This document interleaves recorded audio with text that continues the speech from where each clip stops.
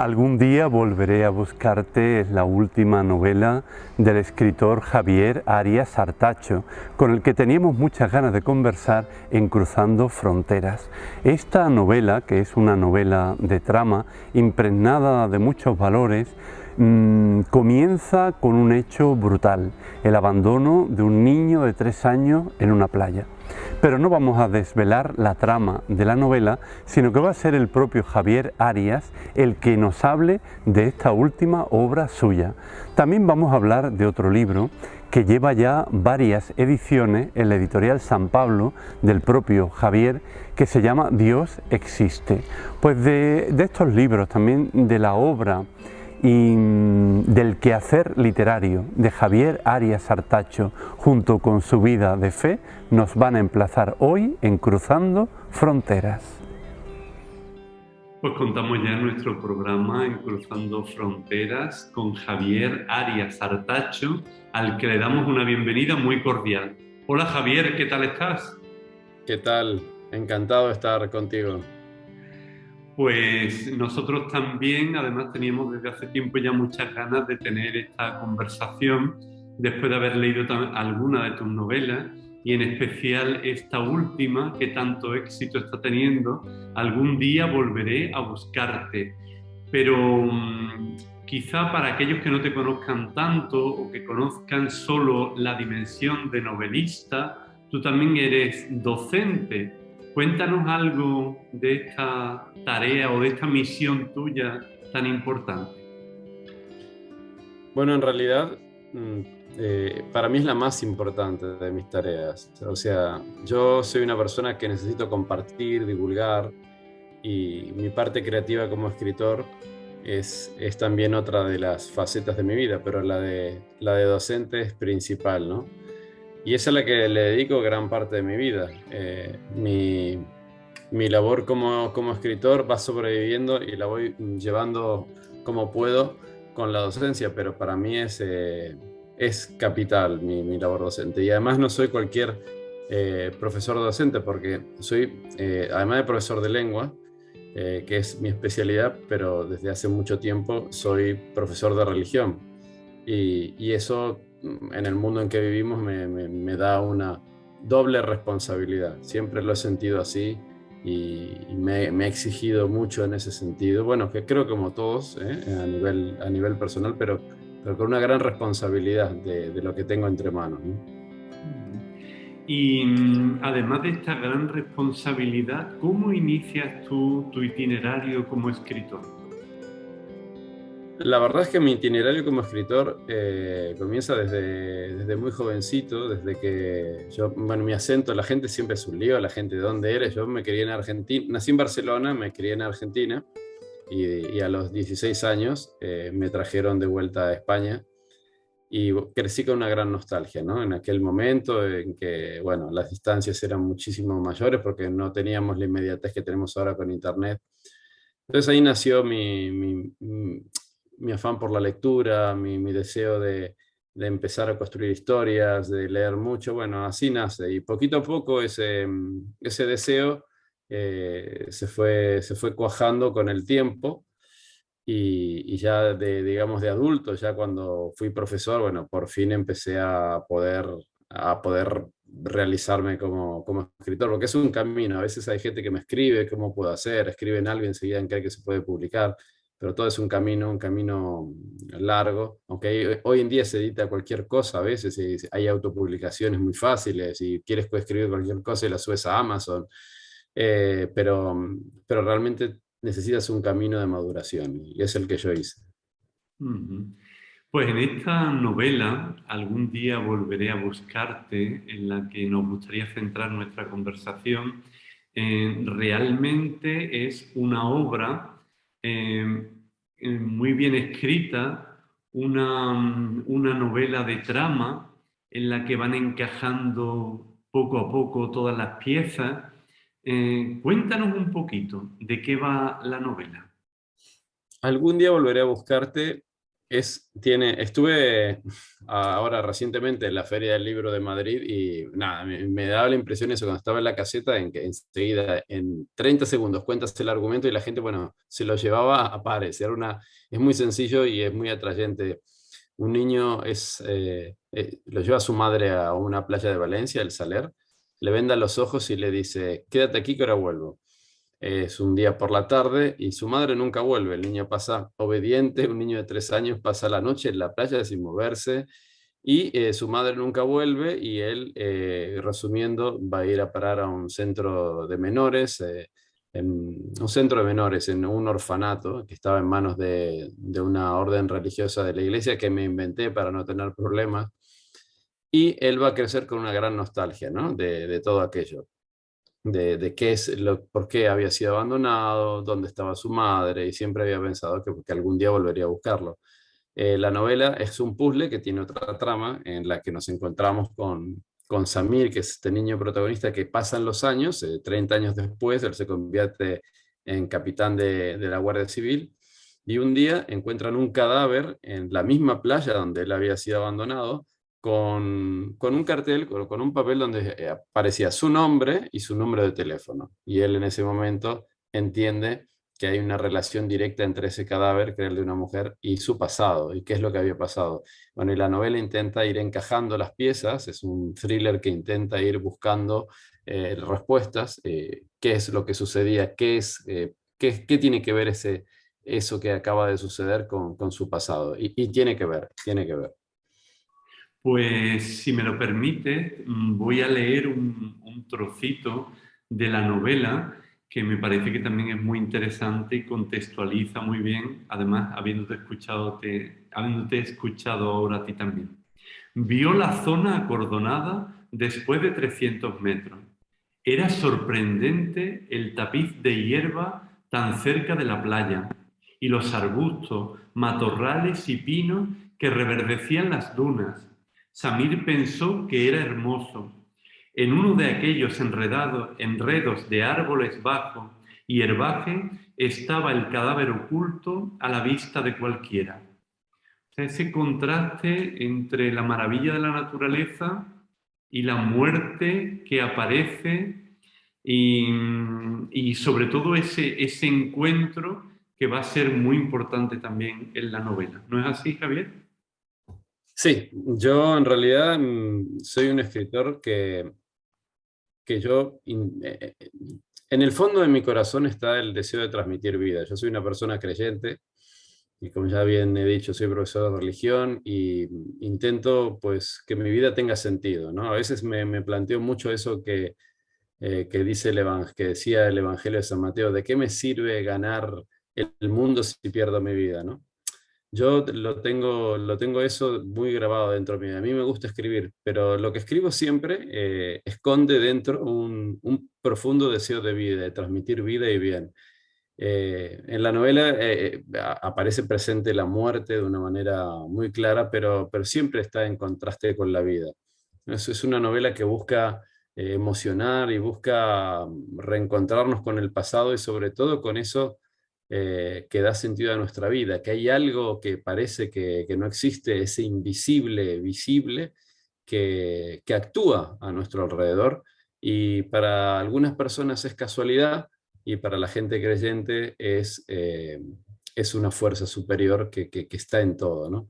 Entonces, cualquier novela que tengas mía, siempre vamos a encontrar estos ingredientes del destino, de esa fuerza que actúa, y bueno, y el que es un lector no creyente encuentra pues una novela normal con ciertas cosas bueno, que pueden encajar, pero yo siempre intento transmitir vida, aunque haya cadáveres por ahí.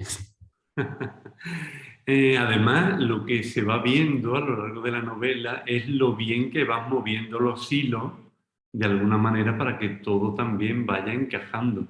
Entonces, a la hora de escribir, ¿cómo dirías que es tu escritura? Claro, tendrás que pensar mucho también las tramas para que todo también vaya casando, vaya encajando, Sí, sí. pero por otro lado se ve mucha naturalidad, mucha fluidez en la narración. cuanto más fluidez y naturalidad ve el lector, más trabajo hay detrás. Es así, hay veces que porque, bueno, hablar bien de la escritura de uno mismo es algo que no tiene sentido. A mí me gusta ver cuando reconocen, cuando leo, los lectores pueden buscar y ver cuando la gente reconoce que hay un esfuerzo literario, ¿no? Y que uno va viendo cosas sencillas escritas, pero muy bellas. Eso cuesta. A mí escribir los párrafos me cuestan, porque me detengo mucho, no todos, pero intento ser muy laborioso y buscar que la lectura sea sencilla, pero que impacte, ¿no? Que transmita bien, que describa bien.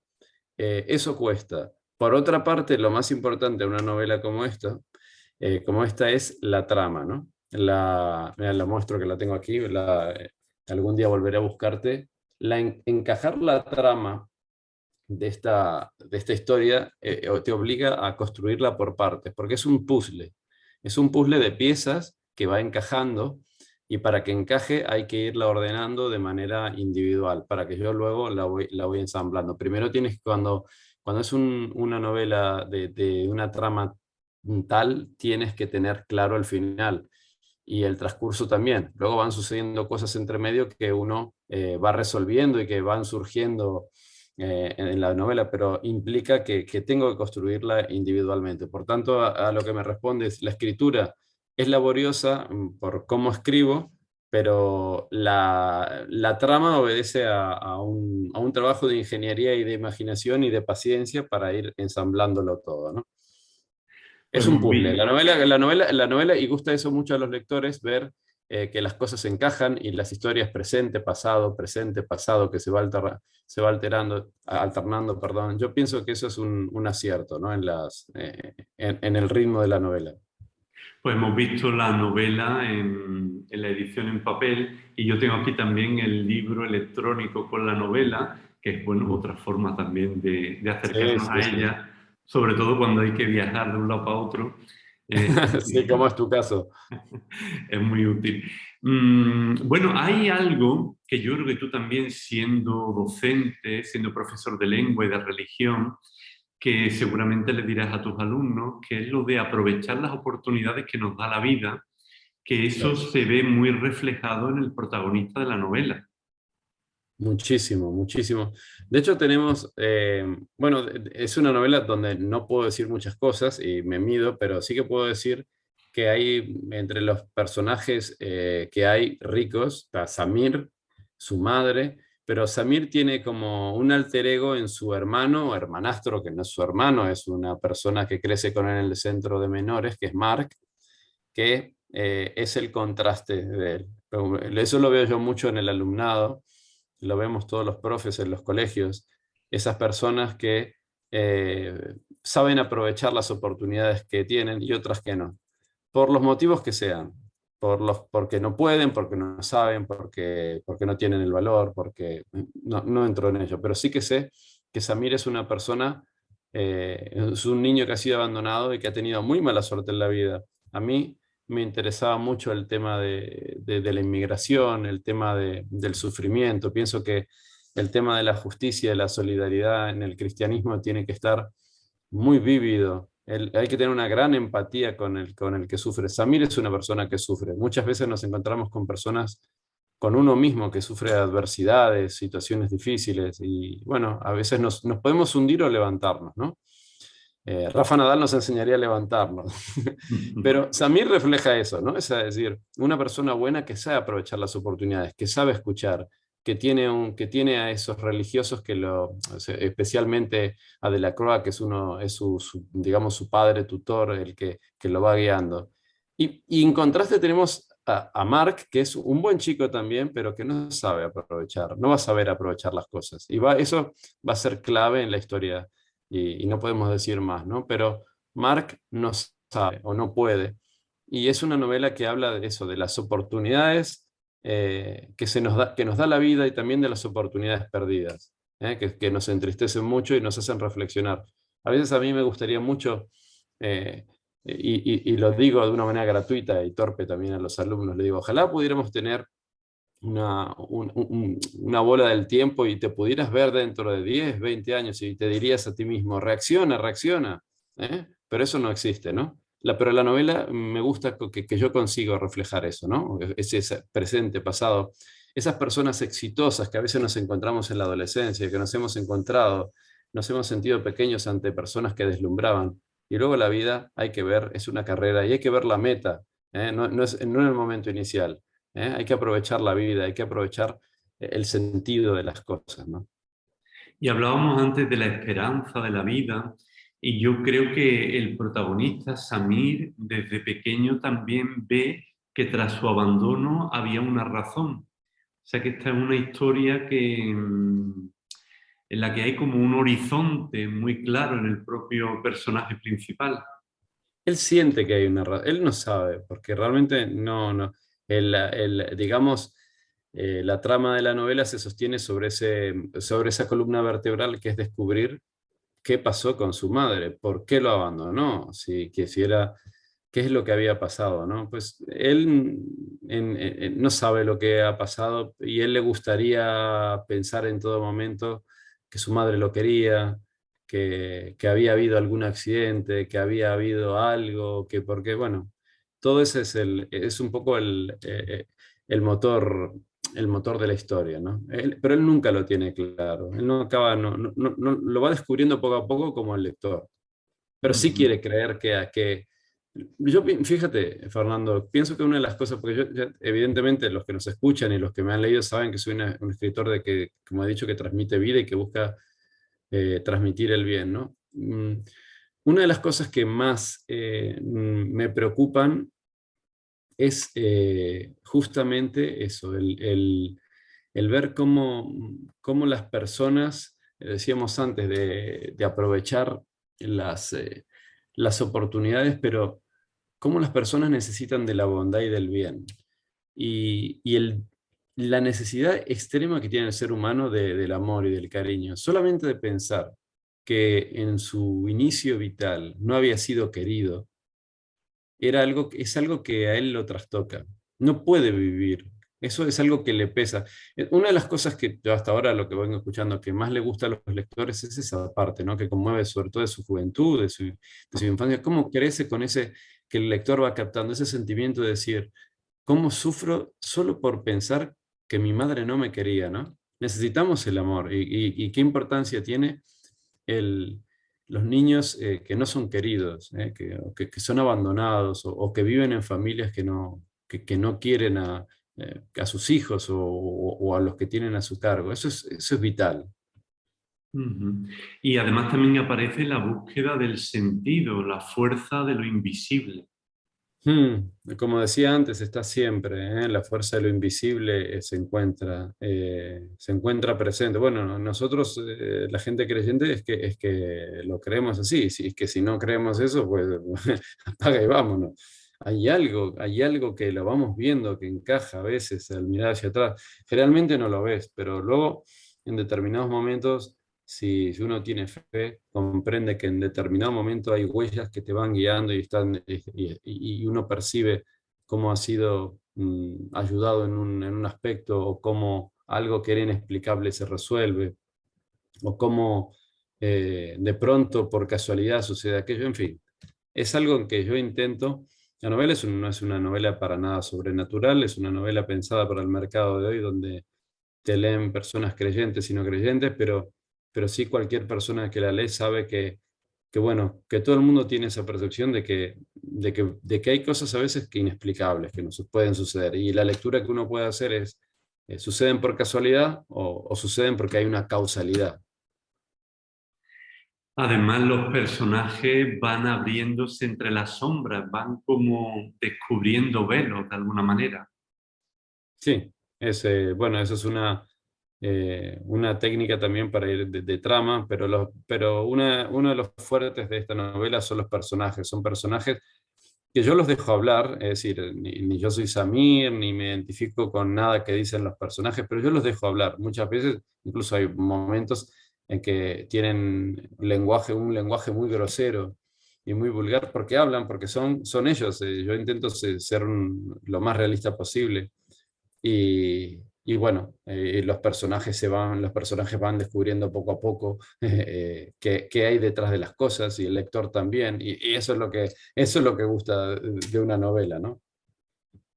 A mí también me llama mucho la atención al inicio, ese inicio que engancha tanto, que la madre de Samir le venda los ojos Mm. y él permanece toda la noche obediente, confiando en lo que le ha dicho su madre, de que de allí no se mueva. Sí, Y ya, el niño ya se queda muestra allí. sí, que era un niño, también era una persona buena. De hecho, vendría a ser es una novela de corte policial, pero realmente es una novela policial, pero no lo es. Y es un thriller, pero tampoco lo es. Está catalogado como un thriller literario, ¿no?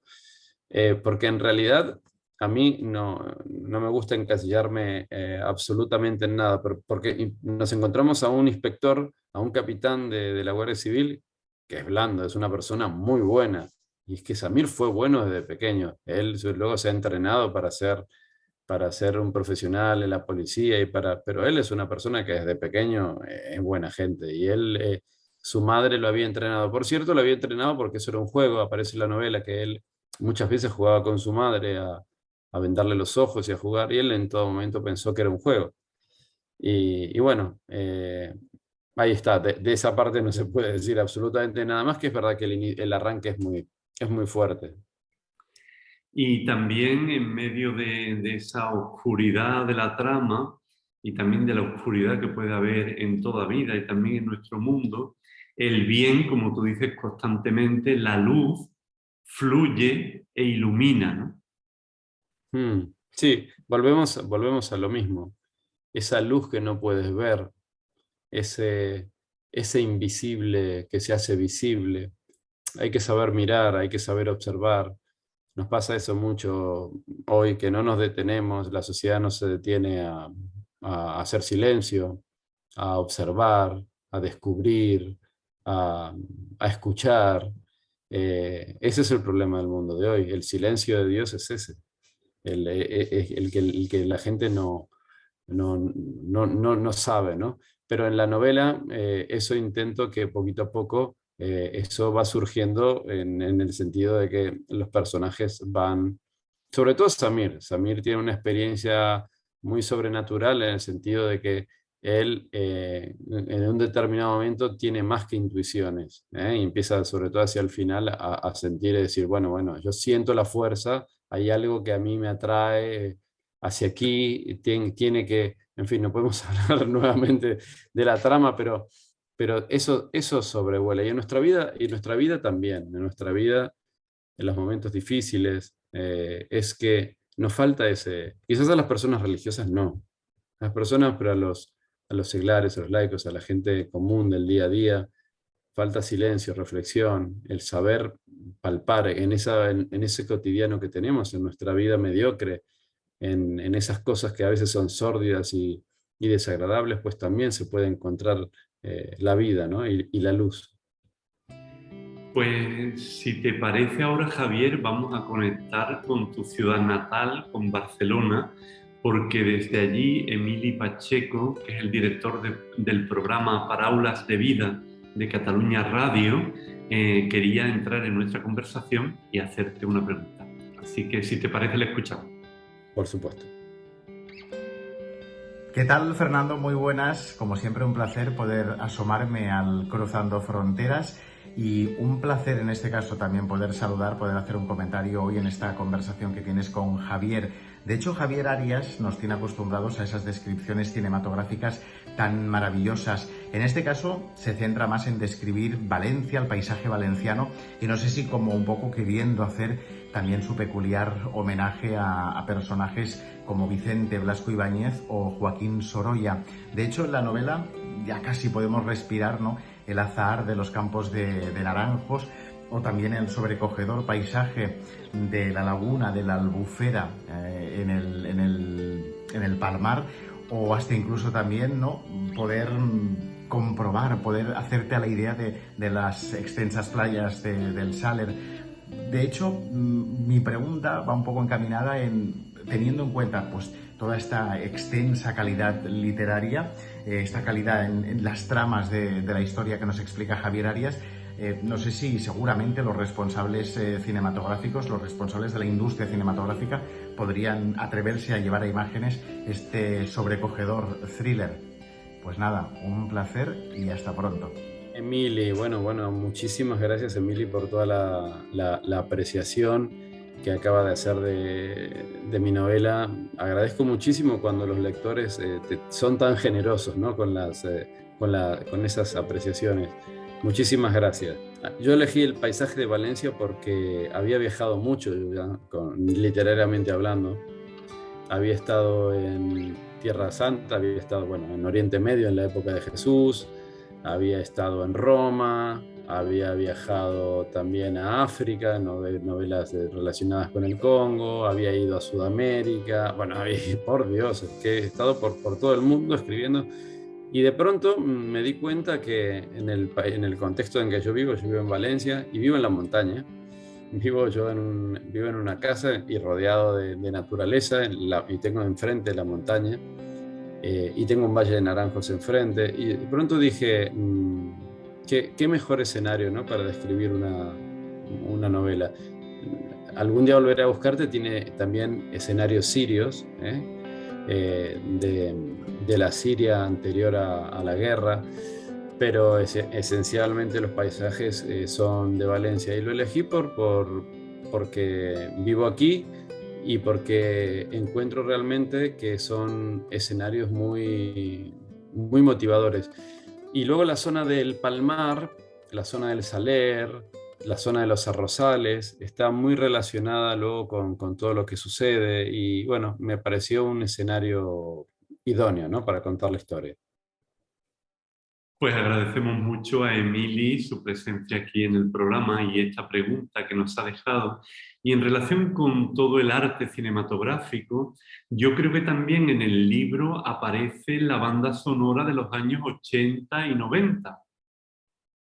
Sí, yo he procurado, además se nota en todo momento, cómo he ido situando esa música que nosotros escuchábamos en esta época de nuestra vida, en los 90, ¿no? Va ilustrando muchas escenas. Yo intento no solo hablar de música, sino también de los objetos que existían y las noticias que llegaban. O sea, el que va leyendo se va empapando de los años 90, ¿no?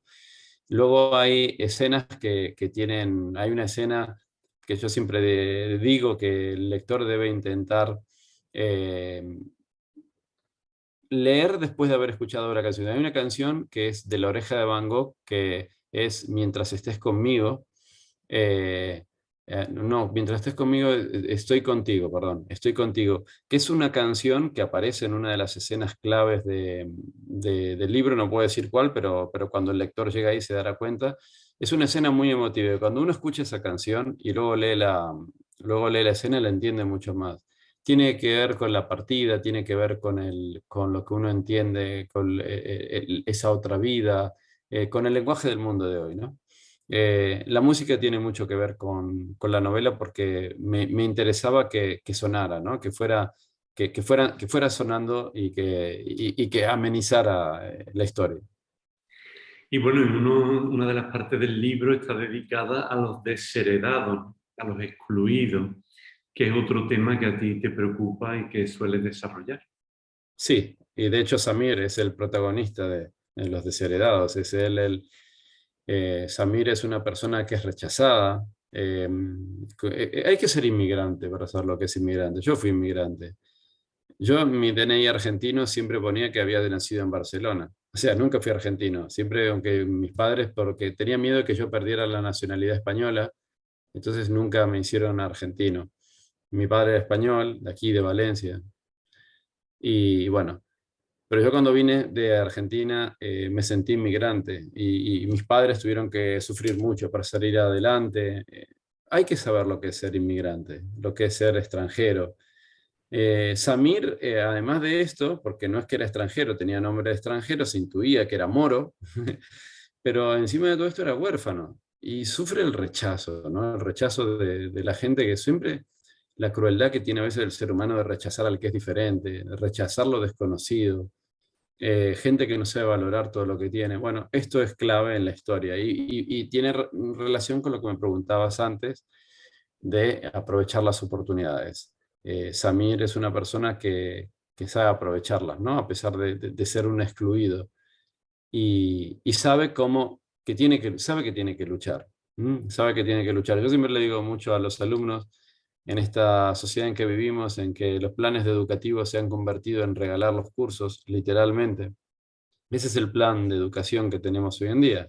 Vamos a facilitar tanto el aprobado que las personas, más allá del esfuerzo, pasen de curso. Bueno, esto va a contrastar mucho con aquellas personas que realmente quieran comerse el mundo, que vengan de fuera o que no vengan de fuera, que estén dentro, pero que sepan valorar lo que es la vida y comprendan que las cosas se ganan con esfuerzo, con ahínco, más allá de las dificultades, ¿no? Y en este sentido yo hago hincapié en los desheredados. Y después, claro, yo siendo religioso, conociendo la vida religiosa, nuestra congregación de los Sagrados Corazones, que en España pues, ha tenido centros, hogares de menores, y ahora en tantos países del mundo también, en la India. Claro, tú, aunque claro, el nombre de la congregación es inventado, pero sí que también hay una valoración muy clara de la labor de los religiosos y en concreto con estos muchachos, con estos Sí. adolescentes.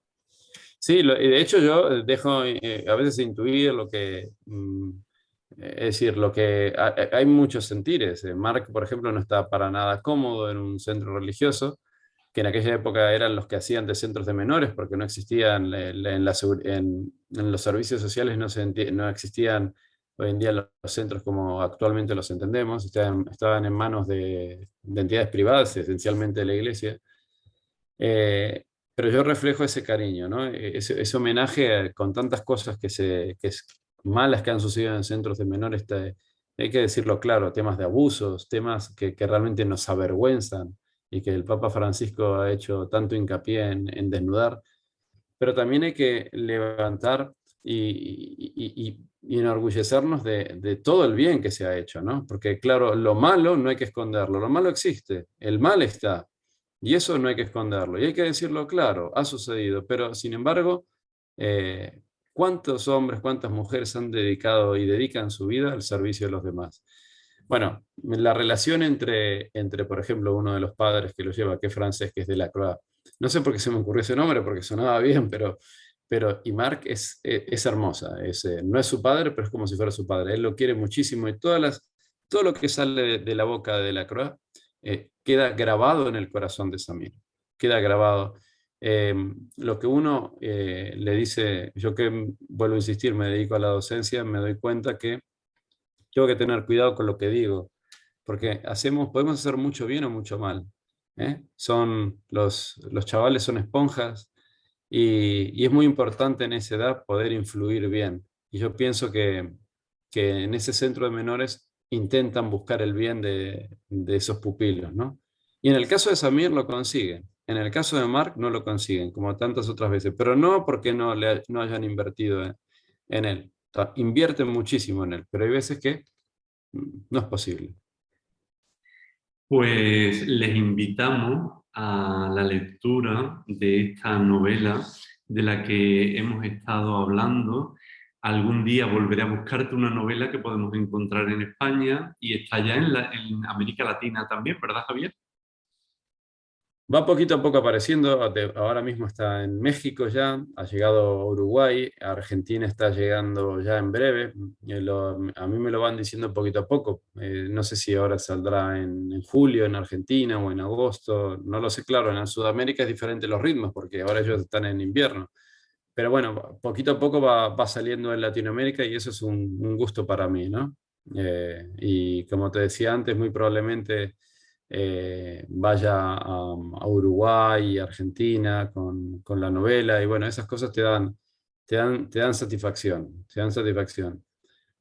Y bueno, además de recomendar la lectura de este libro, hay otro libro del que también nos gustaría hablar más brevemente, que es Dios existe, razones a prueba de bombas para jóvenes escépticos, que va por la 7ª edición.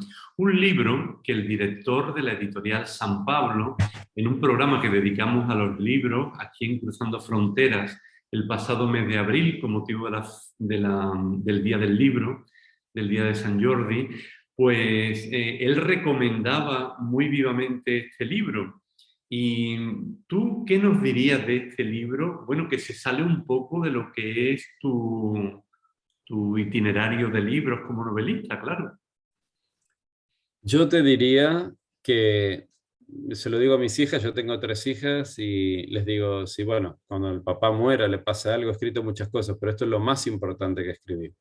Es un compromiso personal, evangélico y como escritor importante. Yo soy un novelista, pero durante la pandemia me he dado cuenta que el trabajo que yo hacía en bachillerato con los alumnos, pues eso podía extenderse a todo el mundo. Durante mi vida, pues soy una persona, yo no soy una persona de fe tradicional, soy una persona de buscar respuestas, de buscar razones, porque vivimos en un mundo que necesita razones, ¿no? La gente ya no entiende, ¿eh?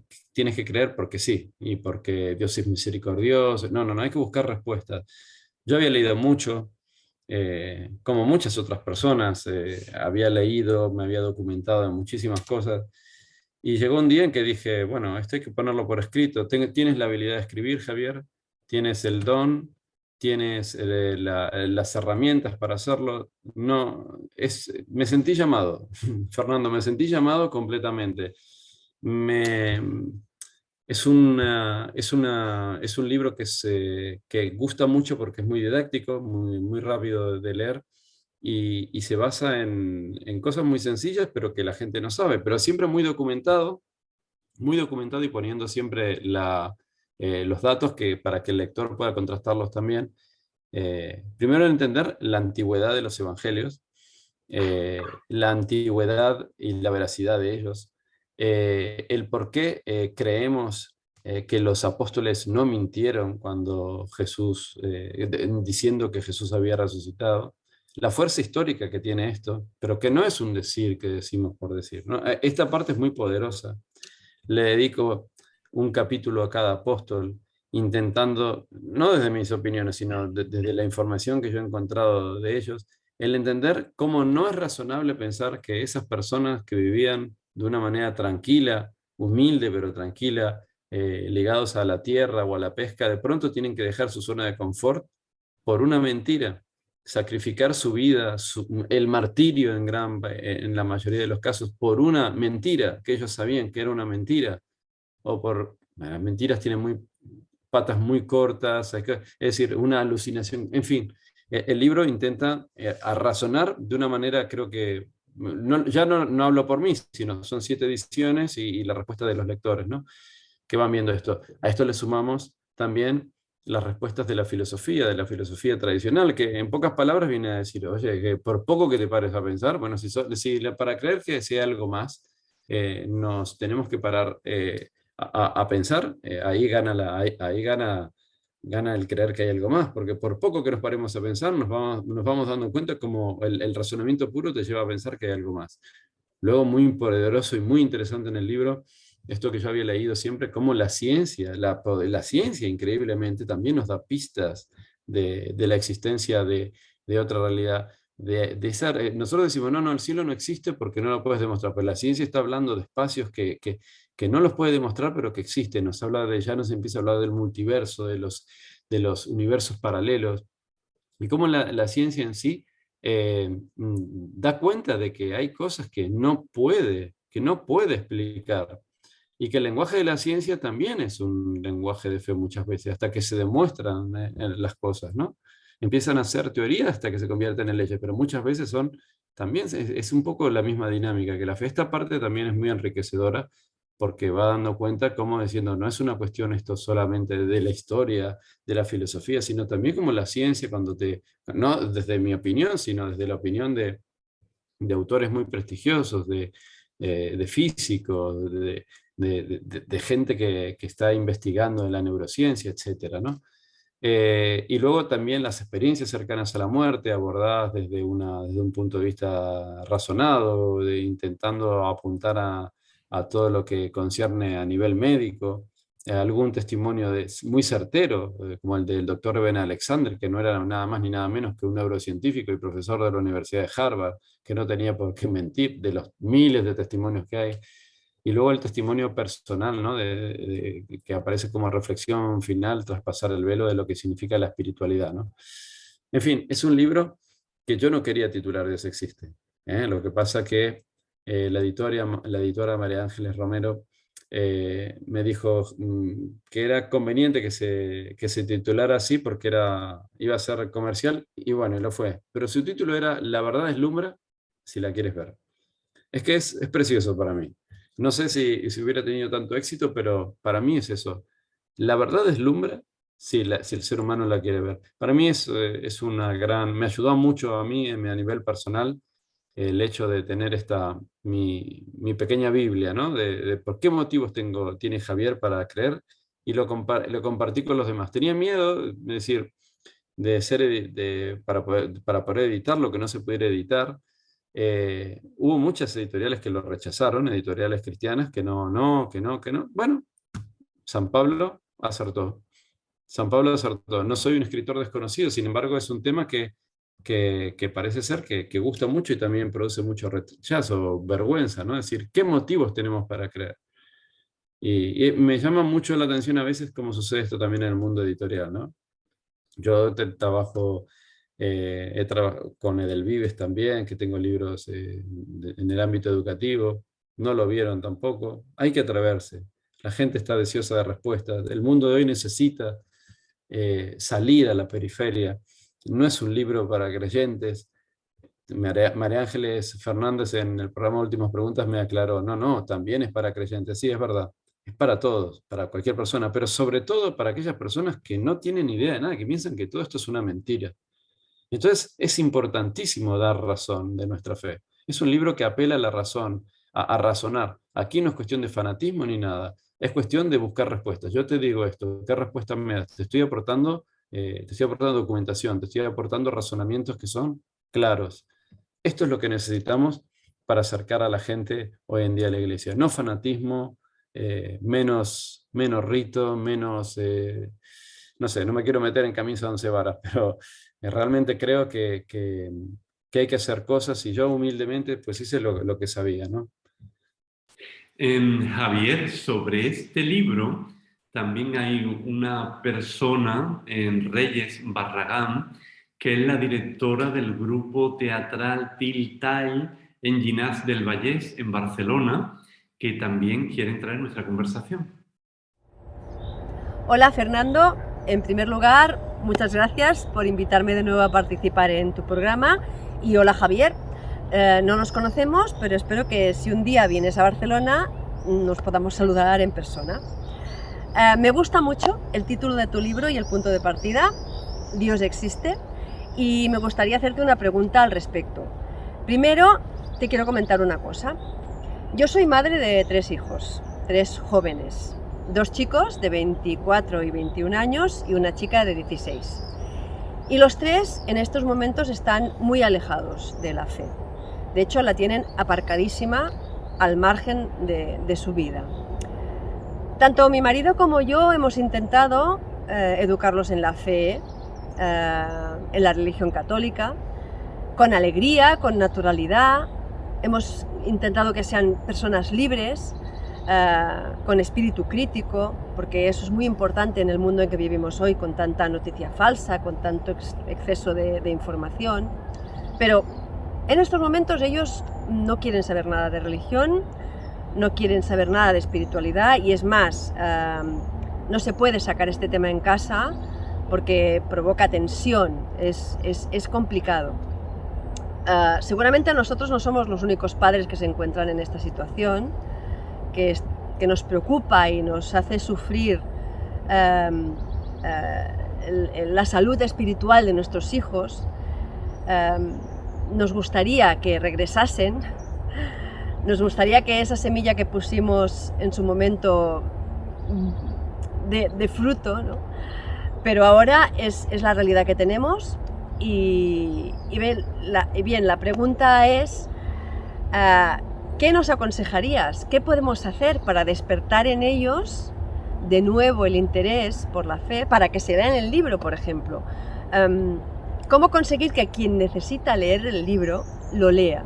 Si ahora mismo ellos están tan alejados y son tan refractarios a cualquier tema religioso. Y bien, esta es la pregunta. Espero que me des alguna idea, porque realmente es un tema que nos preocupa, porque somos padres perdidos ante este mundo tan complicado, donde hay tantas variables y que es tan difícil. Y bien, esta es la pregunta. ¿Qué podemos hacer cuando esta realidad del mundo nos juega en contra para conseguir despertar la fe, esa semilla que pusimos en nuestros hijos? Muchas gracias. Bueno, Reyes, muchísimas gracias por la pregunta, por tu intervención. Y bueno, yo lo escuchaba, o te escuchaba, y bueno, veía exactamente lo que vivimos todos. Yo también soy padre de 3 hijas, y profesor de muchísimos hijos como los tuyos, y la descripción que hace Reyes, lamentablemente, es la de la mayoría de los jóvenes de hoy. Tranquila, Reyes, que está todo dentro, no son hijos para nada especiales, son hijos del mundo de hoy. Y de ahí mi sentimiento. Yo pienso que en algún momento de nuestra vida en que nos sentimos llamados, yo con este libro, como decía antes, me sentí llamado, ¿no? Pistas sobre esto, sobre mi experiencia como profesor de religión, como padre y como cristiano. Muy importante es el ejemplo de vida que damos los padres, el ejemplo de vida, la coherencia, nuestra participación en la vida de la iglesia, con nuestras cosas, con nuestra coherencia, con nuestras incoherencias, para que nos vean ahí, ¿no? Esta vinculación, ¿no? A veces me sucede a mí mucho que hay padres que prefieren invertir en un campamento de esto, en un campamento de equitación, de inglés, de no sé qué, que van a música, van a violín, pero no tienen tiempo de invertir en que vayan a la iglesia, en insistir, en invertir tiempo. Es tan importante esto a lo largo de la vida, pero esto lo hacemos si nuestros hijos se alejan, y es normal. Y cada uno necesita un momento. Yo creo que cuando existe el ejemplo y existe la cercanía, siempre hay un momento en que van a volver. Siempre hay un momento que van a encontrar la referencia. No es como la historia del hijo pródigo, que siempre nos queremos ir, pero en algún momento vamos a tocar fondo. ¿Y qué vamos a hacer? Querer regresar. Y esa es la dinámica. También te tengo que decir que un libro como el mío, de Dios existe, es un libro que no está preparado para leerlo a cualquiera. Como tampoco están preparadas las personas para amar a cualquiera. Yo quiero que tú me quieras, Reyes. Bueno, tú me querrás si me quieres querer. Es que tendrás que enamorarte primero. Es que no puedo yo querer que tú me quieras. Así pasa con los libros y con todo. Para mí es muy importante la edición del libro porque es un libro que es importante que esté en casa, que esté en una biblioteca, que esté en un lugar. Y cuando se da la tierra abonada, porque en algún momento viene un momento y dice, léete esto. También hay otras muchas cosas. Yo no sé, yo aporto lo que yo he hecho y la experiencia que está teniendo en los lectores, que me lo agradecen mucho y van viendo cómo encuentran respuestas claras, ¿no? Desde la razón, y desde las múltiples facetas que acabo de decir. Pero eso se tiene que dar cuando uno está receptivo. Y ese momento llega cuando llega. Es decir, llega en un momento y en ese momento hay que ser certeros. Bueno, pues ahora que estás dispuesto a escuchar, esta es busca razones. Cuando uno tiene rechazo, es imposible acceder a nada, lamentablemente. Pero quiero decir que lo que más convence a los jóvenes hoy en día, y a mí y a todos, es las relaciones personales, la experiencia, el hecho de cómo vivimos las cosas. Eso es lo que transforma a la iglesia y lo que nos hace, lo que le hace crecer. La semilla